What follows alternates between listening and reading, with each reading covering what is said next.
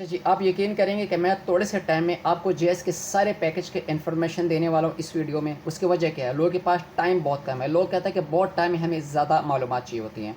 तो फिर सुनो, हमारा 2800 में पैकेज है 200 जीबी के साथ। मिनट नहीं बताऊंगा, मिनट इसमें बहुत होते हैं। बताना शुरू कर दूँ एक्टिवेशन कोड या स्टेटस तो वीडियो बहुत लंबे हो जाएगी।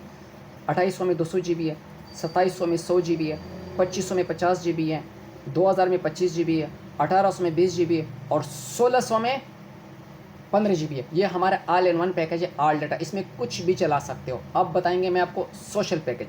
हमारा जो सोशल पैकेज है उसमें खाली व्हाट्सअप, फेसबुक और यूट्यूब चलेगा। कुछ पैकेज में व्हाट्सअप और फेसबुक, यूट्यूब चलते हैं, कुछ में खाली व्हाट्सअप चलते हैं।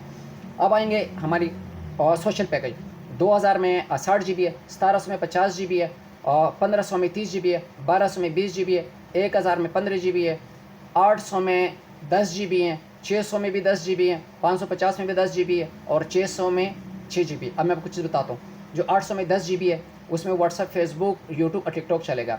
फिर जो 600 में है इसमें व्हाट्सअप, फेसबुक और यूट्यूब चलेगा। इसमें 300 मिनट जेएस टू जेएस है, 50 मिनट ऑल नेटवर्क है।